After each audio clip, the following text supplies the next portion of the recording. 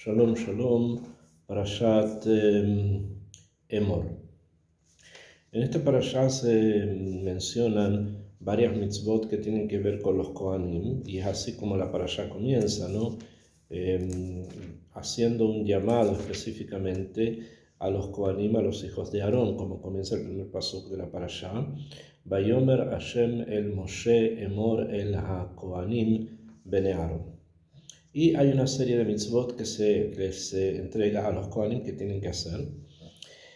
Y después de esta serie de mitzvot y entre medio de esto, con una cantidad de mensajes obviamente que hay que analizar y estudiar, sin embargo me quería referir en esta entrega a algo que está dentro de la parashá y que es parte también de los días que estamos viviendo en estos momentos. ¿Okay?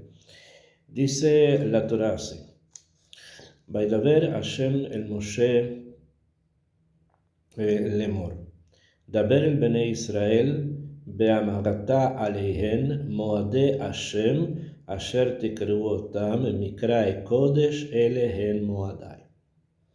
Ok, la Torá está hablando de los Moadim, o sea, de las festividades que van a celebrarse dentro de Am Israel de la perspectiva de los korbanot que se tienen que traer. Y entre esto, obviamente, se habla del Hamishá Asar Yom LaChodesh Hazeh, Chag HaMatzot, la Hashem Shiv'at Yamin Matzot Tachelu. Se habla de la fiesta de Pesach que acabamos de celebrar, también en esta época. Y después que se menciona, obviamente, los Hagim y inmediatamente la fiesta de Pesach, la Torá trae el siguiente mensaje. Dice así: Vaidaber Hashem el Moshe lemor. Habló Hashem a Moshe y le dijo: Daber el Bnei Israel ve'amarta alehem, ki tavou el haaretz, asher ani notem lachem. Dice acá que habló Hashem con Moshe y le dijo que les dijese a Am Israel lo siguiente: Ki tavou el haaretz, cuando vengan a la tierra de Israel. Asher ani notem lachem, que yo les voy a dar a ustedes. Esto sale un poco del contexto que hemos estado leyendo en esta misma parashá anteriormente, ¿no? De mitzvot que se dan a los Kohanim, de que tienen que hacer esto, cuidar esto, traer tales korbanot, etc., con sacrificios al templo, el Mishkan, el templo, etc. Y después trae la Torá los Hagim, que, como habíamos leído, Ele Mikrae Kodesh Asher Tikru Otam Bemoadam. Se refiere a qué? A los Moadim, o sea, a los Hagim. Y los Hagim tienen un toque, tienen una repercusión universal. Universal me refiero a que incluyen o a que se extienden por toda la creación, por todo lo que Kadosh Baruj Hu creó. Si bien tienen un makor y surgen como una respuesta energética a la tierra de Israel, de todas formas se expanden al mundo entero.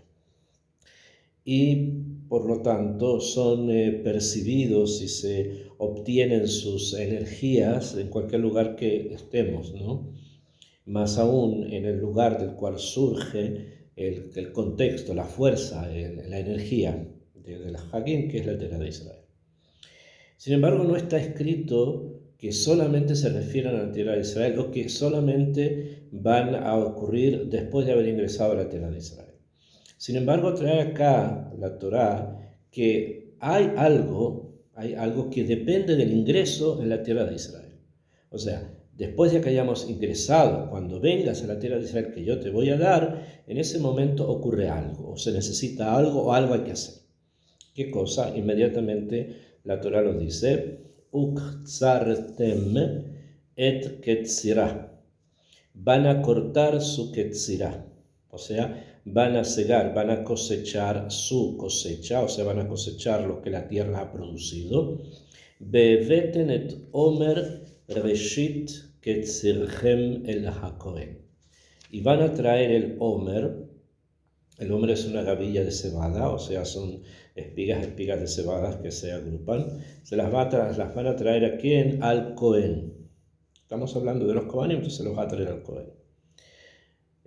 Ok, entonces depende del ingreso en la tierra de Israel, que Am Israel va a tener que recolectar la cosecha, y de esa cosecha que se necesita recolectar, como lo primero es la cosecha de la cebada, se recolectan las gavillas de cebada y se hace de eso un homer, que es unas cuantas espigas juntas, un grupo de espigas juntas. Muy bien. Sin embargo, acá, antes de continuar con lo que se hace con las espigas, surge la primera pregunta. Si lo tenemos que hacer apenas lleguemos a la tierra de Israel, y fue así como Am Israel ingresó a la tierra de Israel antes de Pesaj, o sea, los primeros días del mes de Nisan, que terminamos, hoy día ya ingresamos en el mes de Iyar. ¿Okay? Entonces, si ingresaron en el mes de Nisan y se dedicaron los primeros días a preparar la primera vez que iban a celebrar Pesaj dentro de Eretz Israel, entendemos que ese fue su Isuk, fue su trabajo primero. Pero inmediatamente después lo que se necesita hacer, por lo que la Torah manda, es recolectar la cosecha y sacar de eso las gavillas de cebada. Sin embargo, esa cosecha, ¿quién la plantó? Estamos hablando de que Am Israel ingresó, celebraron Pesaj y recolectaron una cosecha que ellos obviamente no plantaron, porque ellos venían de un camino largo de 40 años, no ingresaron antes a plantar una cosecha y la vinieron a buscar después, no. Esto quiere decir que la cosecha que ellos recolectaron fue una cosecha no plantada por Am Israel, sino una cosecha plantada por los pueblos que vivían aquí originariamente. Y que obviamente el hecho de que Am Israel haya llegado, se haya impuesto y haya ido y haya quitado las espigas de cebada de pueblos que estaban aquí, provocó un conflicto, como vamos a estudiar después en el libro de Yoshua. Entonces, la Torah sabe, Hashem sabe, y obviamente también Moshe y también Am Israel saben, que esta mitzvah es una mitzvah que es como una especie de bomba, que va a provocar un conflicto. La pregunta es por qué Akadosh Baruj Hu, por qué la Torah manda, por qué Hashem a través de la Torah manda que precisamente una mitzvah tan elevada como la mitzvah del Omer sea cumplida con algo que es bastante extraño, que es ir y llegar a la tierra de Israel, fijarse en los campos que están sembrados con cebada, ir, sacar la cebada, sacar la cosecha, juntar los granos y traer esas gavillas delante del Cohen cuando no son tuyas. Tú no las sembraste. Después sí, en los próximos años, Bezrat Hashem, van a haber sembradíos de agricultores judíos y se va a traer una cebada también plantada por judíos, por las tribus. Pero la primera no fue así. ¿Por qué? ¿Qué es lo que nos quiere indicar? Además del hecho de que esto iba a crear un conflicto, y lo creo, ¿qué es lo que nos quiere decir la Torah con esto? ¿Hay algo más? Porque simplemente no hay en la Torah mitzvot en las que tenemos que arrancar la posesión de alguien para cumplirla. Acá, al parecer sí, porque esas tierras no son tuyas, todavía no las conquistaste. Y aunque ya las hayas conquistado, lo que está sembrado allí, si pasa a ser tuyo, sí, pero tú no lo hiciste, tú no lo sembraste. Entonces, ¿cuál es el tema que guarda precisamente la primera vez que se cumplió la mitzvah de el Omer? Trae la Gemara en diferentes lugares, por ejemplo, en Metzia y en otras partes, una situación bastante interesante sobre las hijas de Zelofhad. Las hijas de Zelofhad son un grupo de mujeres que su padre había muerto y que por motivos de que los que heredan la tierra de Israel son las personas que salen de Egipto, su padre, él tiene que heredar parte de la tierra de Israel. Akshab, él, el padre del Zelofhad, él era primogénito y murió por un motivo, que es una historia, pero no está ahora presente en el momento en que las hijas de Zelofhad van a tener que recibir parte de la tierra. Entonces están las hijas de Zelofhad y están sus tíos, o sea, los hermanos de su padre. Akshab, Zelofhad mismo, él era primogénito, y por lo tanto, según las reglas de la Torá, el primogénito recibe el doble. Por lo tanto, si es que Zelofhad y sus hermanos fuesen, toma un número cualquiera, fuesen 4 personas, entonces las tierras que corresponden a toda esa familia tienen que ser divididas en 5 partes, de las cuales Zelofhad, que no está, por lo tanto son sus hijas las que heredan, las hijas heredan obviamente, tomarían 2 partes y sus tíos tomarían las otras 3.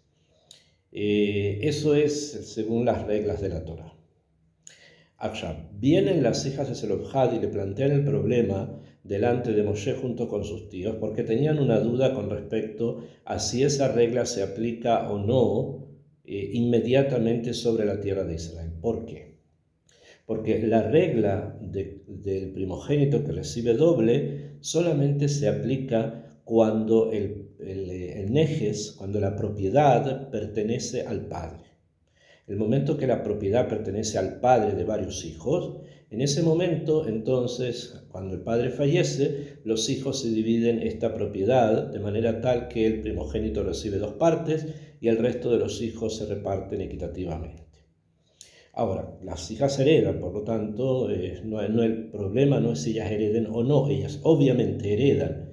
La pregunta era si la tierra de Israel, que ahora van a conquistar, se considera propiedad del padre de Zelofhad y sus hermanos, y por lo tanto rige la regla de el primogénito recibe doble, o no se considera propiedad, sino que se considera un rehush obtenido por conquista. En el momento que un rehush se obtiene por conquista, en ese momento se divide en partes iguales entre todos los hermanos. Y ahí no rige la regla del primogénito. Esto quiere decir que si la tribu, cualquier tribu, va y conquista un territorio y lo adjudica para ellos, las familias que lo van a recibir partes iguales de ese territorio conquistado, porque no pertenecía al pater familias, al padre de familia antes. ¿Okay? Entonces en ese caso solamente se recibe cada uno por igual. Por lo tanto, las hijas de Zelofhad con sus tíos llegaron delante de Moshe y le preguntaron si la tierra de Israel que ellos van a ingresar se considera propiedad ya del padre de Zelofhad y por lo tanto rige la regla del primogénito y ellas recibirían una doble parte o no, o se considera un lugar que se va a conquistar, que en el caso ese se divide en partes iguales y ellas recibirían solamente una parte dividida entre sus tíos. ¿Okay? Esa fue la pregunta y la Torá nos enseña en ese caso que se dice sobre ellas que ellas supieron hablar, supieron traer la pregunta y Moshe pidió que Hashem respondiera. Akadosh Baruj Hu le responde a Moshe cuál es el din, y el din es que la tierra de Israel le pertenece al padre de Zelofhad. Incluso que el padre de Zelofhad puede haber vivido en Egipto y haber morido allá, pero como la tierra de Israel es una propiedad de Abraham Avinu, que la adquirió cuando ingresó y la adquirió recorriéndola, esa parte pasó a su hijo Yitzhak, no a Ismael, ¿okay? Pasó a Yitzhak. Yitzhak la entregó tanto a Esav como a Jacob. Sin embargo, Esav decide apartarse de la familia y recibe propiedades en lo que hoy día sería el sur de Jordania, y no más. En cambio, la tierra de Israel pasó a ser propiedad de Jacob, de sus hijos, que son las tribus de Israel. Y por lo tanto, la tierra de Israel le pertenece a quien, a la tribu que en este caso estamos hablando de donde pertenecía el padre de Zelofhad. Y por lo tanto, rige la regla del primogénito, que el primogénito recibe doble y ellas entonces van a tener que recibir doble de la propiedad. Ok, entonces vemos que la tierra de Israel se considera ajusá, se considera algo que ya pertenece al pueblo judío desde antes. O sea, el pueblo que sale de Egipto, recibe la Torá, ingresa y tiene que conquistar, entre comillas, lo que les pertenece, lo que les es propio, que es la tierra de Israel. Y este din se va a aplicar también con respecto a la primera cosecha. La primera cosecha, que es con la cual se va a traer el Omer, el primer Omer que se va a presentar, es cosecha que simplemente las tribus no sembraron, pero les pertenece a ellos debido a que la tierra donde fue sembrada, esa tierra pertenece no a los canaanitas, sino que pertenece a las tribus de Israel. Como ya vimos en el caso de las hijas de Zelofhad, también lo vemos en este caso. Y mucho más aún en este caso que la Torá dice que tienen que tomar esa cosecha y de esa cosecha presentar el Omer, porque esa cosecha es de ustedes. Incluso que no la hayan sembrado, creció en la tierra que pertenece a las tribus de Israel y por lo tanto la tierra de Israel y su cosecha le pertenece al pueblo judío. Y esto es lo que se entiende, es lo que se desprende de lo que está escrito en el Pasuk. Así se entiende el Pasuk para poder comprender por qué pide Hashem algo así. O sea, este es el din, la forma legal en que Am Israel se enfrenta a la conquista de la tierra de Israel como una tierra propia, la que hay que recuperar realmente y no conquistar.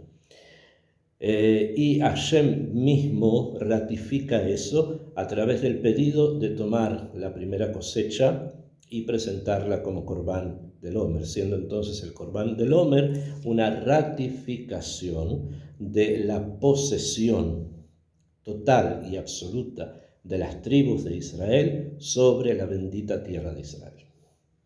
Ahora, después de haber preguntado y haber respondido sobre este punto, dije que esto no quiere decir que vaya a ir halak, esto no quiere decir que vaya a ir tranquilo, va a provocar un conflicto, va a provocar obviamente guerras que Yoshua va a tener que enfrentar, como está escrito en su libro, como nosotros estudiamos y sabemos por nuestras tradiciones orales también. Pero ¿qué pasó en el momento que se toma la gavilla las espigas de cebada, que es el Omer? La Torá dice, Be'enif et ha'omer lifnei Hashem lirtzonchen. Vas a levantar el Omer delante de Hashem para que sea recibido en forma placentera, o sea, que Kadosh Baruj Hu reciba esto. Esto quiere decir que Hashem quiere recibir esto de ti. Mi majorata Shabbat y anifeno hakohen. Al otro día de Shabbat se refiere al otro día de la fiesta de Pesach, lo va a levantar el Kohen. Lo va a recibir y lo va a levantar el Kohen. ¿Por qué el Irtzonhem? Porque Kadosh Baruj Hu te lo pidió. O sea, Kadosh Baruj Hu te está pidiendo que hagas esto para mostrar precisamente tu Baalut, tu poder, tu posesión sobre la bendita tierra en la que Kadosh Baruj Hu te ha traído.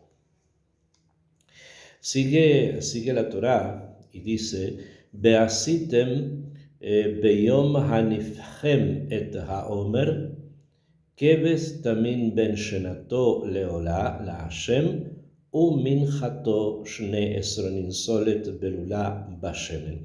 La Torá trae acá los korbanot, los sacrificios que tienen que venir junto con el Corbán del Omer. El Corbán del Omer simplemente se sacaban los granos de las espigas, se molía, se hacía de eso harina, con esa harina se hacían algo parecido a las matzot y eso era el corbán que se presentaba sobre el altar. Junto con eso se traían animales, que es lo que está expresando la Torá. Ahora no es precisamente el tema que quería tratar, sino lo que viene después. Un paso después trae Usfartem lachen mi majorata Shabbat miyom haviachem et homer atenufa. Van a contar para ustedes desde el otro día de Shabbat, se refiere al otro día del Hag, van a contar millón haviachem et homer desde que han traído el Corbán del Omer, atenufa, que se levanta de una manera especial. Sheva Shabbatot, van a contar 7 semanas, temimot completas de higiene que tienen que ser, ad majorata Shabbat shvi'it, hasta el otro día de la semana número séptima. Tisperu Hamishim Yom, van a contar en total 49 días y el día 50. Be'ikerabten Mincha Hadashah LaHashem. Ese día ustedes van a presentar algo que se llama Mincha Hadashah, se va a traer un corbán especial. Y ese día es el día de Shavuot, es el día de la entrega de la Torah. Entonces, desde Pesaj hasta la entrega de la Torah hay 50 días. De estos 50 días, 49 días se van contando, que es la cuenta del Omer que se ha traído el día después de Pesaj, que como ya dije, es la garantía, es como el tabo, es como el certificado de la posesión del pueblo judío sobre la bendita tierra de Israel. Que después de eso se van contando cuántos días van desde que hicimos eso hasta que recibimos la Torah, que es el día número 50, de lo que Bezrat Hashem se va a tratar y vamos a hablar más adelante. Las 7 semanas de la cuenta del Omer están relacionadas con 7 sefirot, con 7 ideas espirituales que se despliegan sobre el espíritu, o sea, sobre el estudio más profundo de la Torah de Israel, que es Penimiut Torah, la Kabbalah, y Bezrat Hashem hay que estudiar eso en forma particular. Pero sin embargo, quiero completar la entrega diciendo que la certificación, que significa el Omer, de la posesión que las tribus tienen sobre la tierra de Israel, es algo que está íntimamente ligado precisamente con el Sod, con las partes más profundas de la Torá, en donde se expresa en forma clara la voluntad más amok, más profunda de Akadosh Baruj Hu, de su pueblo y de la tierra de Israel.